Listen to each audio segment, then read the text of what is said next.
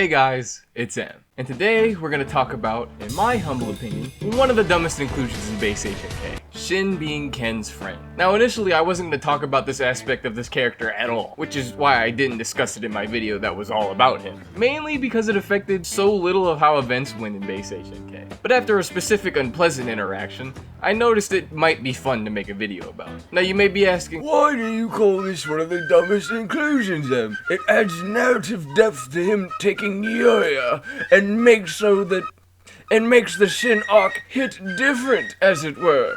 It's the main reason Ken was so mad at Jaggy and so integral. It was the basis of his dream mode in Ken's rage and his story in Right on Key. I think you may be the misinformed one in this situation, old bean. and to which I'd respond, most of that shit isn't earned writing-wise. Let's talk about the base manga specifically for a moment. When is Ken's friendship with Shin brought up? The Jaggy arc. Cool. This helps us hate Jaggy a little bit more. What a rotten mutt he is. But when did the story mention them being pals past this? Uh-oh. Wait a minute. It never did that again. And this is a little bit of a head scratcher. When did Shin ever refer to Ken as his friend? Never? Oh, fuck. No way. You're telling me this integral part of this dynamic is mentioned once and never again? No fucking shot they do that. It's just so important to their characters. Now this sounds pretty weird when I word it like this, but the more you think of the implications of it, the worse it gets, and the more it feels like an aspect they threw in to make this scene seem deeper than it was. If you remember right, with the exclusion of the first chapter being about Zed, the first 10 chapters are pretty much dedicated to Shin and his men. If there was any point to bring this up, you'd think it'd be in the chapters where, you know, Shin's actually alive and where they show Shin initially taking Iria. But no, not a once do they do this. Not in the flashback, not when the two are fighting, not even when Ken finds out who King is. The most you can gather is that they knew of each other and were taught together. And before someone says this obviously means they're friends, I'm sure literally all of us have went to school somewhere with some people we couldn't give less of a shit about. Hell, Shin says while he's stabbing Ken that he's been waiting for this day. There doesn't seem to be a singular trace of this friendship thing in this scene at all. But maybe it's because of what triggered all this, right? Souther, and if we're including Jaggy Guide and Jaggy, also hide their initial motivations pretty well, masking their old emotions. For Souther, his father died, and for Jaggy, a lot happened to Jaggy actually. So what tragic, awful, gruesome event happened that caused Ken's best pal Shin to betray him? Jaggy lightly suggested that he do it.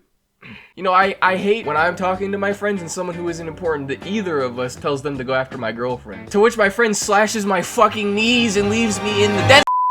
I'm not asking for realistic logic in the manga with explodey pressure point boy, but how the fuck did we jump from gossip to manslaughter in 0.5 seconds? What I found funny is when I was talking to one of the more unpleasant people, they brought up that this was a huge part of why Ken was mad at Jaggy, because he forced Ken's friend into doing this. When that ignores the Mount Everest size aspect of Ken thinking Yuria was dead at this point because of his actions. And I'm 99% sure he was a bit more mad about his fiance dying, and Shin was just a little bit of an add-on to that. Anyways, let's focus on the other scenes, right? In the flashback scene where the chariots come to get Yuria, not once does Shin mention that they were pals or anything of the sort. The only thing you could maybe stretch into him getting to that is when he says either he or Ken will come for Yuria. But it's heavily implied he's only saying that because they both love her. Hell, he was shocked Ken was even alive at this point of the story. This all could have been fixed if there had some revelation somewhere in either of these flashbacks that Shin intentionally held back in order not to kill Ken. So in the base plot, what we're left with is a random thing said in one arc that's just thrown out like, oh, he's supposed to be here.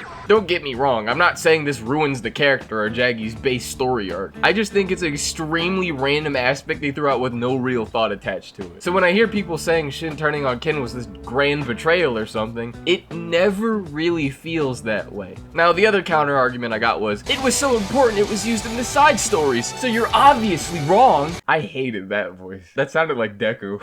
We'd have to acknowledge this is a character trait he doesn't even have in every story. A prime example is Yuria Gaiden. And then we also have to acknowledge Shin isn't a super well explored complex character. There isn't much else to start writing a side story with. His main character trait is obsession. It's repeatedly hammered in, his whole character is based around that. But if you were writing a side story and you were looking for things to give him, this is really the only other thing that he had. Now, do I think it's a cool concept to add to his character? Of course. It adds some weight to Shin and Ken's dynamic, and in things like the movie, Ken's rage, and Right fight on King, it was pretty cool to see. But we needed those side stories to make that aspect matter, because at base, it practically didn't. I'd prefer if it wasn't something that was randomly shot into the base plot and was given a bit more care. My main problem with this entire point could be fixed with some minor dialogue changes to the flashbacks in those first 10 chapters. This isn't something I'd personally say needed more chapters or screen time to be fleshed out, just some very small tweaks. As I said before, the inclusion itself isn't a bad one, it's just the integration felt really wonky. I understand that Har and the team didn't initially have the full plot planned out, so that's most likely why it came out like this, but the story still came out the way it did, and since it was an immediate counterpoint I got, it was clearly worth discussing. But